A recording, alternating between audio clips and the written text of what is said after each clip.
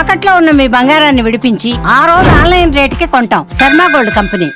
నమస్కారం, welcome to Suman TV. నేను గీతాంజలి. ప్రస్తుతం మనతో పాటు ఇస్కాన్ నుంచి ప్రణవానంద ప్రభుజీ ఉన్నారు. వారితో మాట్లాడదాం.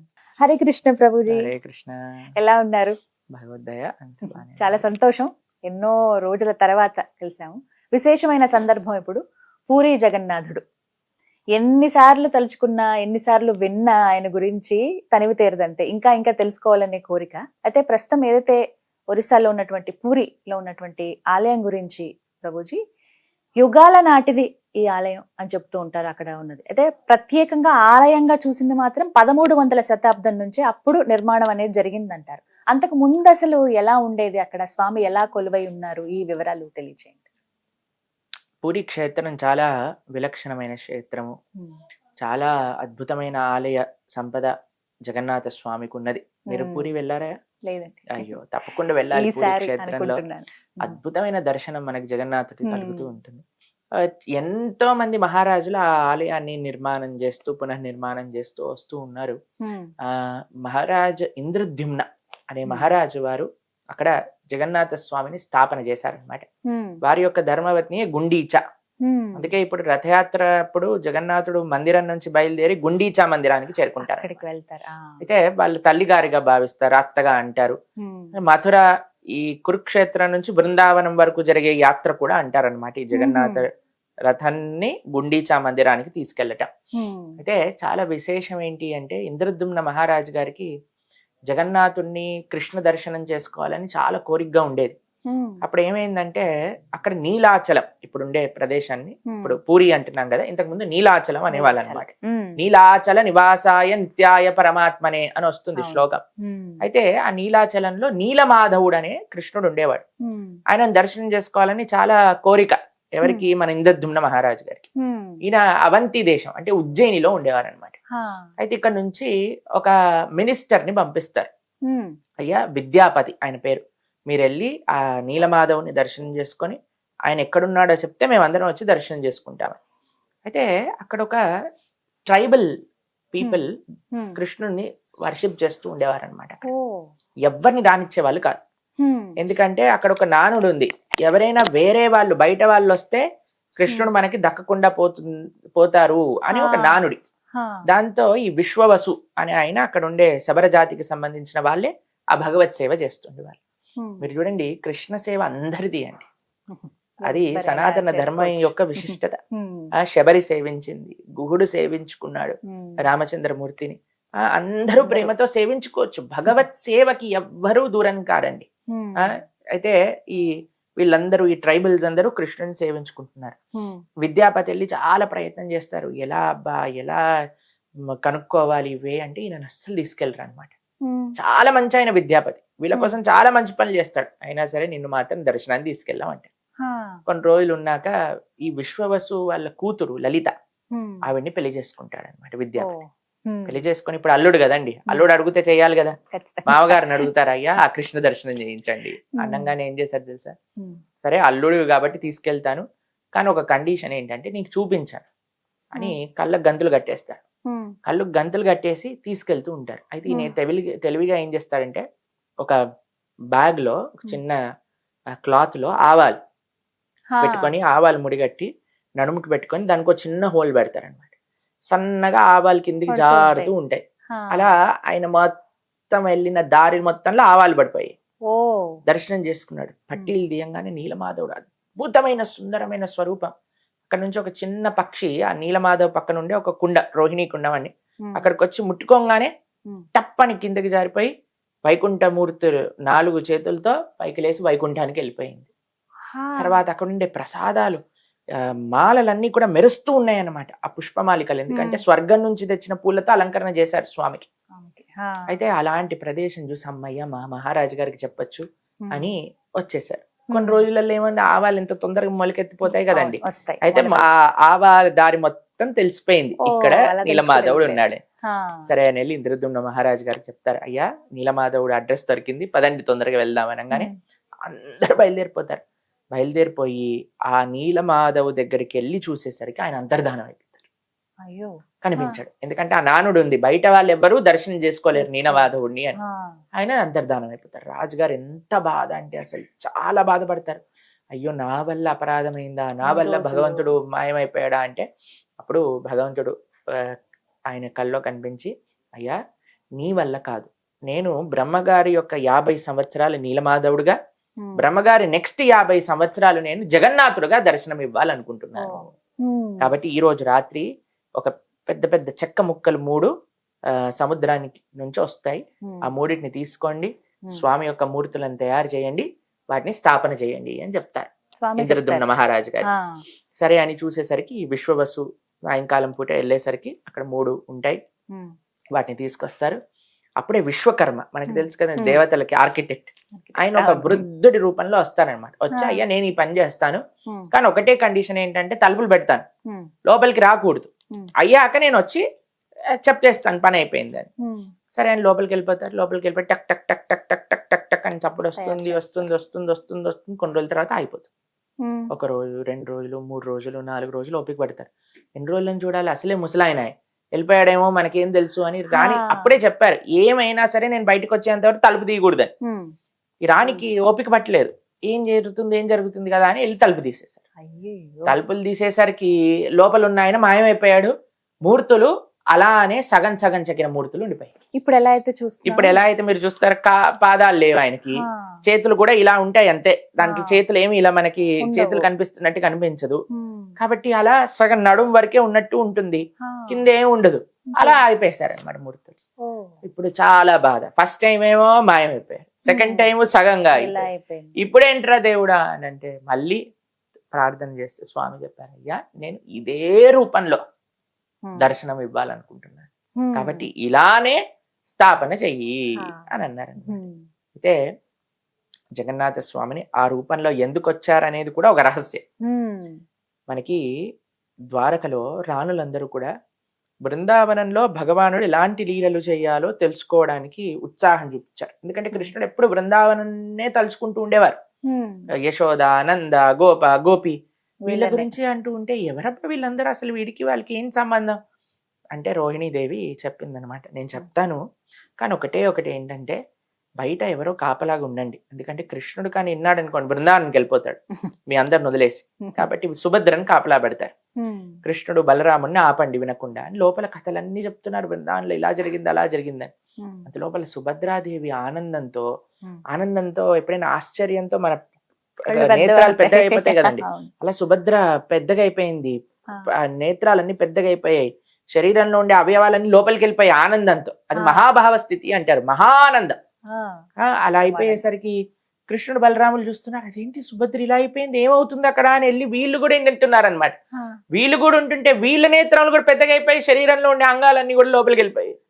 అప్పుడు ఆ స్వరూపాన్ని చూసి నారదుడు అన్నాడు, అయ్యా నీ యొక్క లీలలు నువ్వే ఇంటే ఇంత ఆనందపడతావా, కాబట్టి ఈ స్వరూపాన్ని కలియుగంలో ఉండే వాళ్ళందరికీ చూపించాలి, నువ్వు ఇలానే ఉండు జగన్నాథుడిగా అని ఆయన కోరుకునేసరికి భగవానుడు అన్నాడు, సుభద్ర బలరాముడితో నేను దర్శనం ఇస్తాను. అందుకే మీరు చూడండి, ఎక్కడైనా మీరు రాధాకృష్ణుల్ని చూస్తారు, రుక్మిణీ కృష్ణుల్ని చూస్తారు, కానీ ఇక్కడ విశేషం ఏంటంటే అన్న ఇంకా చెల్లితో ఉన్నారు జగన్నాథుడు బలభద్రుడు కూడా. కాబట్టి అలా నారదుడి యొక్క కోరిక మేరకు స్వామి బ్రహ్మగారి యొక్క నెక్స్ట్ 50 సంవత్సరాలు జగన్నాథుడిగా నీలాచలంలో పూరీ క్షేత్రంలో దర్శనమిస్తారు. ఆలయం నిర్మించింది అయితే ఇంద్రద్యుమ్న మహారాజు గారి నుంచి ఆలయం ఉన్నది.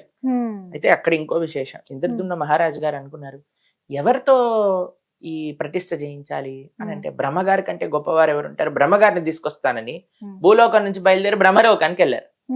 బ్రహ్మలోకానికి వెళ్ళి బ్రహ్మగారికి ఇన్విటేషన్ ఇచ్చి అయ్యా సరే వస్తానని కిందికి వచ్చేసరికి ఎన్నో వేల సంవత్సరాలు గడిచిపోయాయి. ఎందుకంటే మనకి వాళ్ళకి టైం స్పాన్ వేరు కదండి. వెళ్ళిపోయి కిందికి వచ్చేసరికి ఆయన అన్నారు, అమ్మో ఇన్ని సంవత్సరాలు గడిచిపోయి ఇప్పుడు ఏంటి సంగతి అంటే బ్రహ్మగారు మళ్ళీ ఆ ఇంద్రద్యుమ్న మహారాజు గారితో ఆ ప్రతిష్ఠ చేయించారు. ఆలయంలో చేయించాక జగన్నాథుడు అడుగుతారు, అయ్యా నా దగ్గరికి ఎవరు వచ్చినా సరే వరాలు ఇస్తాను కదా, మరి నువ్వు నన్ను ప్రతిష్ఠ చేయించావు కదా, నీకేదైనా వరాలు కావాలంటే కోరుకో అని అంటే మొట్టమొదటి వరం ఒకటి అడుగుతారు. ఏంటట అంటే, అయ్యా నీ చేతులు ఎప్పుడు ఆరకూడదు. చేతులు ఆరకూడదు అంటే ఇప్పుడు ఆరకూడదు అంటే ఏదో ఒకటి తింటూ ఉండాలి, ఉమ్, లేదా చేతులు కడుక్కుంటూ ఉండాలి. ఉమ్. చేతులు కడుక్కున్నాక ఆ చేతులు ఆరేంత లోపల ఇంకో నైవేద్యం రావాలన్నమాట స్వామి. మళ్ళీ చేతులు కడిగిచ్చాక చేతులు ఆరిపోయే లోపల ఇంకో నైవేద్యం రావాలి. ఇంకోటి. అందుకోసం జగన్నాథపురంలో ప్రొద్దు నుంచి రాత్రి దాకా విశేషమైన నైవేద్యం వస్తూనే ఉంటాయి. ఉమ్, రెండవ కోరిక ఏమన్నారంటే ఉమ్, నీ దర్శనం ఎప్పుడు భక్తులకు అవుతూనే ఉండాలి. ఉమ్. అందుకే మీరు చూడండి, స్వామి లోపల ఆలయంలో ఎప్పుడైనా అలంకరణ జరుగుతుంది అనుకోండి, ఉమ్. దర్శనం మూసేస్తాం. ఉమ్. అలంకరణ మూసేశాక సమయంలో. దర్శనం ఆ అలంకరణ అయిపోయాక తీసేస్తాం. అవును.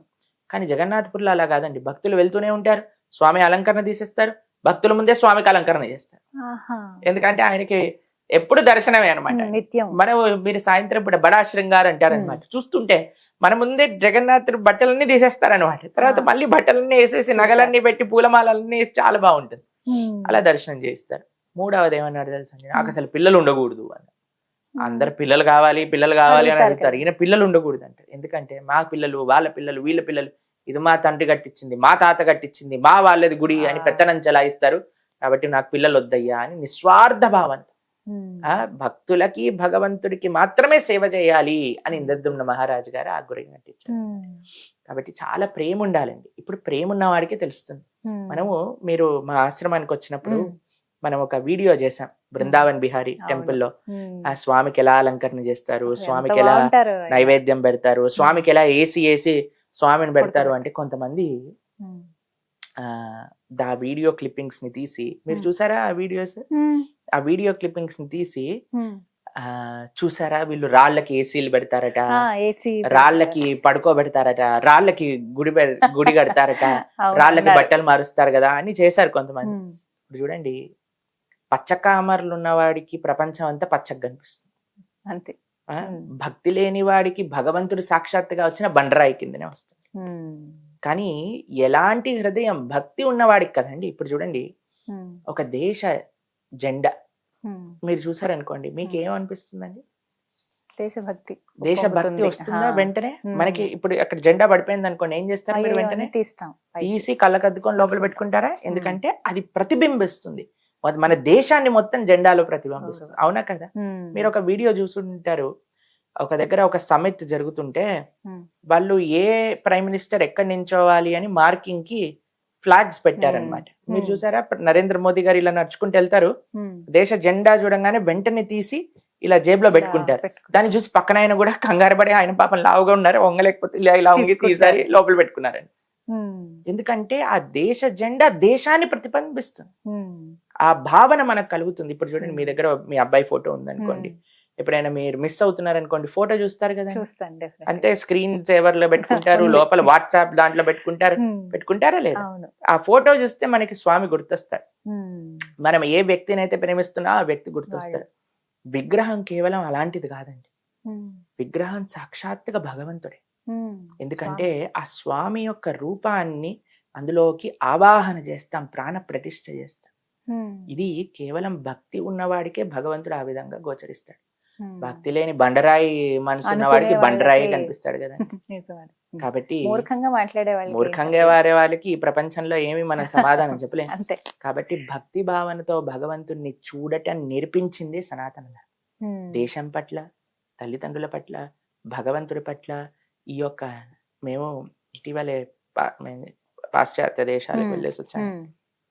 అక్కడ చూసాం మేము అసలు ఎన్ని ప్రదేశాలలో అసలు ఎలాంటి ఆధ్యాత్మికత పేరుతో, వాళ్ళ రిలీజియన్ పేరుతో ఎన్ని అరాచకాలు చేశారు.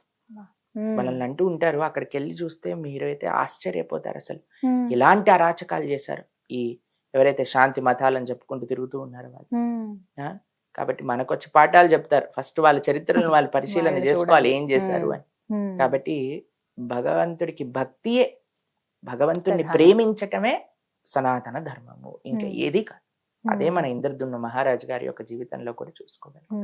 అలాగే పూరి క్షేత్రం గురించి మాట్లాడేటప్పుడు ప్రభుజీ, గోపురం అసలు ఆలయ నిర్మాణమే చాలా విశేషం అంటారు, అతి పెద్ద ఆలయం. దాంతో పాటుగా గోపురం గురించి మాట్లాడతారు, ఎందుకంటే ప్రతిరోజు ఆ జెండాని మార్చే విధానం కావచ్చు, ఎంతో సాహసోపేతం అయినా సరే ఖచ్చితంగా అది మారుస్తారు. అలాగే పైన 1000 కేజీలతో ఉండేటువంటి ఆ చక్రం గాని అది స్వయంగా స్వామివారే అందించారని, అలాగే దాంతో పాటుగా అక్కడ ఇంకా ఎన్నో విశేషాలు, చప్పన్ భోగ్ ఖచ్చితంగా స్వామివారికి 56 రకాల నైవేద్యాలు పెడుతూ ఉంటారు.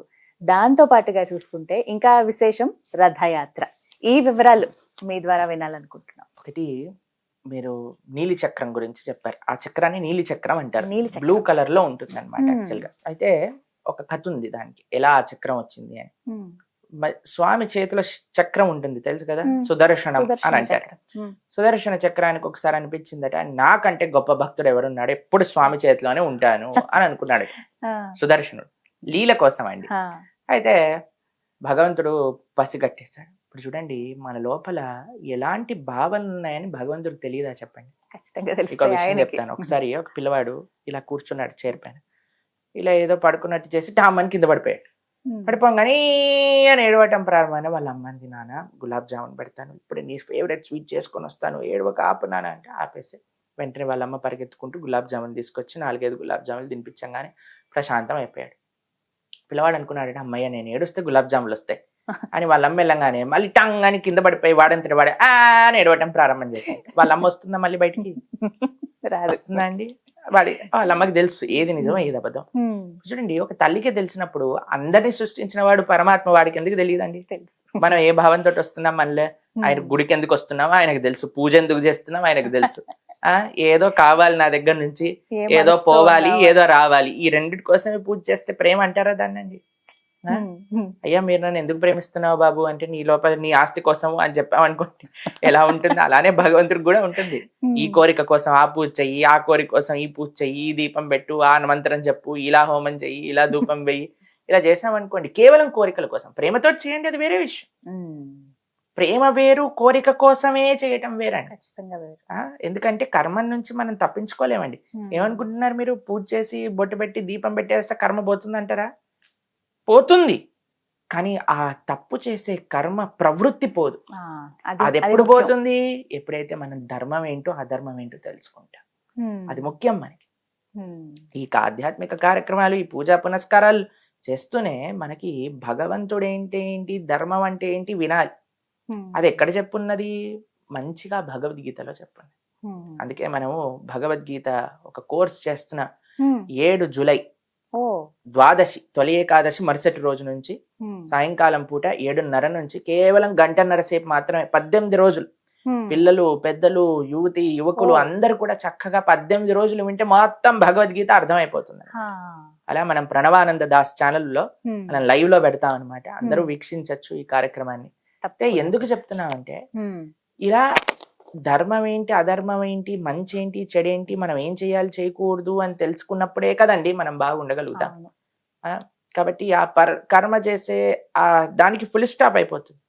సరే, భగవంతుడు తెలుసుకున్నాడు. అమ్మో సుదర్శనుడికి కొద్ది గర్వం వచ్చింది. ఉమ్. వెంటనే భగవంతుడు అన్నాడు, నా పరమ ప్రియ భక్తుడు ఉమ్. ఒక ఆయన తపస్సు చేస్తున్నాడు ఒడ్డున, ఉమ్. ఈ సముద్రపు ఒడ్డున, ఉమ్. ఆయనను తీసుకుంటాండి. సుదర్శనుడు అనుకున్నాడు, పరమ ప్రియ భక్తుడా, అంత. నాకంటే గొప్ప భక్తుడా, ఎవడు వాడు అని వెళ్ళి చూసేసరికి అక్కడ హా. హనుమున్నాడు, తపస్సు చేస్తున్నాడు. సరే అని సుదర్శనుడు చెప్పాడు, స్వామి పిలుస్తున్నాడు రా. అయ్యో స్వామి నన్ను పిలుస్తున్నాడు, తప్పకుండా వస్తాను నేను అని హనుమ వస్తున్నాడు. సుదర్శనుడు అనుకున్నాడు, ఎలాగైనా సరే నన్ను గుళ్ళోకి రానివ్వకుండా చేస్తా ఉమ్. అని 4 స్వరూపాలతో, 4 ద్వారాలు ఉంటాయి పూరిలో. ఉమ్. ఆ 4 ద్వారాల పట్ల మహాజ్వాలను విరజల్లుతూ సుదర్శనుడు తిరుగుతున్నాడు అనమాట. హా. హనుమ ఇటు నుంచి రావాలని చూశాడు సుదర్శనుడు, ముందు నుంచి రావాలని చూశాడు సుదర్శనుడు, ఇటు పక్క నుంచి సుదర్శనుడు, వెనకాల నుంచి రావాలనుకున్నాడు సుదర్శనుడు. స్వామి ఏమో జగన్నాథుడు వెయిట్ చేస్తున్నాడు, హనుమ ప్రయత్నిస్తున్నాడు, రాలేకపోతున్నాడు. ఉమ్. సుదర్శనుడు అంటున్నాడు అన్నమాట, చూసావా నీ పరమ భక్తుడు అన్నావు, చెప్పాక కూడా రావట్లేదు నీ గుళ్ళోకి, ఏం భక్తుడు అయ్యా ఆయన అని అన్నాడు అనమాట స్వామితో. ఉమ్. అయితే ఏమనట్లేదు, జగన్నాథుడు నవ్వుతూ చూస్తున్నాడు, హనుమ కూడా చూస్తున్నాడు, ఎంతసేపు అయినా చేస్తాడు. తర్వాత ఒక్కసారి భగవంతుడి నామాన్ని స్మరణ చేసి 4 చేతులు తెచ్చుకొని 4 చేతులతో 4 సుదర్శనాలను పట్టేసుకున్నాడు హనుమ. ఆ. పట్టుకొని లోపలికి అలానే నడుచుకుంటూ వెళ్ళాడు, స్వామిని దర్శనం చేసుకున్నాడు, వెళ్ళిపోయాడు. హా. అప్పుడు సుదర్శనుడు ఇలా తలదించుకున్నాడు అనమాట. అప్పుడు అన్నాడు భగవంతుడు, నీకు గర్వం వచ్చింది. భగవంతుడికి గర్వం నచ్చదండి. ఉమ్. మనం గర్వంతో, ఎంత గర్వం పెరిగిపోయిందంటే భగవంతుడిని దూషిస్తున్నారు జనాలు. ఇప్పుడు భాగవతోత్తములను దూషిస్తున్నారు, ఉమ్. పీఠాధిపతులని, సన్యాసులని, సాధువులని వచ్చిన వచ్చిన రాని మాట మాటలు అనేస్తున్నారు. మాట్లాడేస్తుంటారు. అవును. ఏమనుకుంటారంటే అది ఫ్యాషన్ అనుకుంటున్నారు జనాలు. కానీ అది ఎంత భగవద్ అపరాధమో, ఎంత మన జీవితంలో చెడు తెస్తుందో పాపం వాళ్ళు ఆలోచించలేకపోతున్నారండి. అయితే సుదర్శనుడిని చూసి భగవంతుడు అన్నాడు, ఈ క్షేత్రంలో నీకేం పని లేదు కాబట్టి నువ్వు కర్రగా మారిపో అని అన్నారు. అందుకే మీరు చూసారంటే మన జగన్నాథుడు, బలభద్రుడు, సుభద్ర పక్కన ఒక కర్ర ఉంటుంది, సుదర్శనుడు. ఆ క్షేత్రంలో చక్రంలా ఉండడు, ఆయన కర్రలా ఉంటాడు పక్కన. ఫస్ట్ మీరు జగన్నాథ రథయాత్రలో కూడా ఆ కర్రను తీసుకొస్తారు, అప్పుడు భగవానుడు మిగతా పరివారం అంతా వస్తుంది. ఆ కర్ర సుదర్శనుడు అన్నమాట. తర్వాత పాపం భగవంతుడు ఇలాంటి వాడంటండి, చాలా ప్రేమ కలిగి, ఆయనంత దయ కలిగిన వాడు, ఆయనంత ప్రేమ కలిగిన వాడు ఇంకోటి ఉండడండి. ఇప్పుడు చూడండి, అమ్మ మనకి కొట్టింది అనుకోండి, ఒక తప్పు చేసామని, దాని తర్వాత అన్నం కూడా పెడుతుంది కదండి. ఖచ్చితంగా. ఇంకా చెప్పాలంటే మనకి ఏమి నచ్చుతుందో అది చేసి మరీ పెడుతుంది. పాపం పశ్చాత్తాపంతో, అయ్యో అన్నానే పిల్లవాడిని మన మంచి కోసమే అంటుంది, అయినా సరే మనల్ని బుజ్జగిస్తుంది. అలా పాపం భగవంతుడు చూసి, కొంతమంది ఉంటారు ఎప్పటికి నరకంలో పడేస్తారట, ఎప్పటికీ స్వర్గంలోకి తీసుకు ఏం చేస్తాడో ఏమో తెలియదు, కానీ మనస్వామి మాత్రం ఏమంటున్నాడు, పాపం కొద్దిగా చిన్న పనిష్మెంట్ ఇచ్చాడండి. తర్వాత ఏమనుకున్నాను సార్, ఎందుకు అన్నానో ఈయనని, పాపం మా సుదర్శనుడు ఎంత సేవ చేస్తాడు. సరే సుదర్శన, నీకు ఒక దివ్యమైన స్వరూపాన్ని ఇస్తాను, నీలి చక్రంగా నా గుడిపైన ఉండు, నా దర్శనం కూడా రావాల్సిన అవసరం లేదు, నీ దర్శనం చేసుకుంటే జగన్నాథపురి దర్శనం చేసిన ఫలితం వస్తుంది అని చెప్పాడు జగన్నాథుడు సుదర్శనుడికి. కేవలం నీ దర్శనం. అందుకే మీకు తెలిసిందే, పూరి వాసులు భగవంతుడి ఆలయానికి రాలేని రోజులు ఉంటాయి, కొన్ని శౌచాలు అవి ఉంటాయి, పైకి వెళ్ళి సుదర్శనాన్ని దండం పెట్టుకుంటారు అంతే అండి. ఎక్కడి నుంచి చూసినా సరే సుదర్శన్ని దండం పెట్టుకుంటే పూరి క్షేత్ర దర్శన ఫలితం వచ్చేసినట్టే. ఆ వరం ఇచ్చారనమాట. అయ్యా, ప్రతిరోజు నీకు ఆరాధన జరుగుతుంది, ప్రతిరోజు నీ పైన ఉండే జెండాని మారుస్తారు, ప్రతిరోజు పూరి క్షేత్రం అంటే నీలి చక్రమే విశేషం. కాబట్టి అంత గొప్ప బుజ్జగింపు కూడా చేశాడండి స్వామి. అది భగవంతుడి లోపల ఉండే ఆ కరుణ, కృప, చక్రం చాలా పెద్దది. 1000 కేజీలు అంటున్నారు కదా, చాలా పెద్దదండి. అసలు గుడేం 300 అడుగులు ఉన్నప్పుడు దానిపైన చక్రం అంత ప్రస్ఫుటంగా కనిపిస్తుందో, అసలు చక్రం చాలా బ్రహ్మాండంగా ఉంటుంది. పూరి క్షేత్రంలో అందరూ చక్ర దర్శనమే విశేషం, చక్ర దర్శనం చేసుకోవాలి. అలాగే పైన జెండా రోజు మారుస్తారు కదా ప్రభుజీ, అందులో ఒక చాలా విశేషం ఉంది. ప్రతిరోజు జెండాని మారుస్తారు. అందులో ఒకటే పరివారం చెందిన వాళ్ళు తరతరాలుగా ఆ సేవ చేస్తున్నారు అనమాట. అయితే తండ్రి గారు వాళ్ళ పిల్లవాడిని నేర్పిస్తున్నారు ఒకసారి జెండా ఇలా మార్చాలి. అయితే ఇలా ఉల్టా ఎక్కుతారనమాట వాళ్ళు, ఇలా గోపురాన్ని వెనక్కి ఎక్కుతారు. ఎక్కినప్పుడు ఆ పిల్లవాడు పైకి వెళ్ళాడు, మొత్తం సుదర్శనుడి పైన జెండా మార్చేశారు, ఆరతి ఇస్తారు అక్కడ నుంచి. ప్రతిరోజు చూడొచ్చు మనం, అందరు భక్తులు చూస్తారు. 4:30-5 గంటల సమయానికి అది వెళ్ళినప్పుడు ఏమైందంటే, ఒకసారి ఆ పిల్లవాడు పై నుంచి పడిపోయాడు. 300 అడుగులు సుమారుగా అనుకోండి, అక్కడ నుంచి పిల్లవాడు పడిపోయేసరికి అందరు ఆశ్చర్యం, అందరు చూస్తుంటారు కదండి, అందరూ జగన్నాథ్ జయ జగన్నాథ్ అని ప్రార్థన చేస్తుంటే ఎక్కడి నుంచి వచ్చిందో ఏమో తెలియదు కానీ ఒక పెద్ద కోతి వచ్చి ఆ పిల్లవాడిని అలా అని చేతిలో పట్టుకొని ఆపేసి ఆ పిల్లవాడిని దింపేసి ఆ కోతి వెళ్ళిపోయింది అక్కడ నుంచి. ఎన్నో సంవత్సరాలు కదా, కొన్ని సంవత్సరాల ముందే. దాని సాక్షులు కూడా ఉన్నారు ఇక్కడ జగన్నాథ్పూర్లో. ఇంకా కాబట్టి ఆ పిల్లవాడు కూడా ఉన్నాడు, ఎవరిని కాపాడబడ్డాడు, ఆయన ఇంకా సేవ చేస్తున్నాడు. ఆ సేవ భగవంతుని నమ్ముకున్న వాడికి రక్ష అన్న దాంట్లో ఎటువంటి సందేహం లేదు. అదంటే విశేషం అన్నమాట. అయితే ఆ జెండా గురించి ప్రభుజీ, వ్యతిరేక దిశలో, గాలికి వ్యతిరేక దిశలో ఉంటుందట కదా, అన్ని విచిత్రాలండి. ఇన్ని మహిమలు కలిగినా సరే దేవుణ్ణి అర్థం చేసుకోలేకపోయేవాడిని మూర్ఖుడు కంటే ఏమంటాను చెప్పండి. కానీ ఇదేదో గొప్ప విషయం కాదు, ఆ స్వామి యొక్క కృప. వైకుంఠాన్ని వదిలేసి మన దగ్గరకు వచ్చారు, దానికంటే కొద్ది కృప ఇంకేముంటుంది. ఇప్పుడు చూడండి, మనం ఎవ్వరు కూడా మంచి ఫెసిలిటీ, మీకు ఒక ఏసీ ఆఫీస్ ఇచ్చారనుకోండి, బ్రహ్మాండంగా ఏసీ ఉంది, స్పేషియస్ ఆఫీస్, టేబుల్, చైర్లు అన్ని ఉన్నాయి. తర్వాత మీకు కొన్ని రోజుల తర్వాత చెప్పారనుకోండి, ఇప్పుడు కొద్దిగా అంత బడ్జెట్ లేదు, ఓ గుడిసెలో ఉండండి అన్నారనుకోండి, ఏమంటారు మీరు? వేరే ఆఫీస్ చూసుకుంటామండి, మేము గుడిసెలో ఉండమంటే.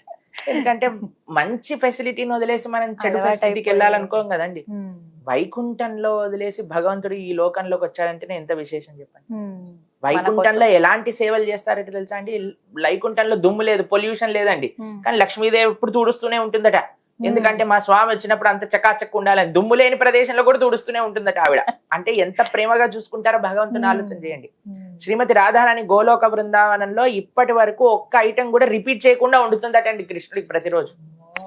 అలాంటి రోజుకి ఒకటే ఐటెం కాదు, రోజుకి 108, రోజుకి చెప్పని భోగు, కానీ ఇప్పటి వరకు ఒకటి కూడా రిపీట్ అవ్వలేదటండి స్వామి.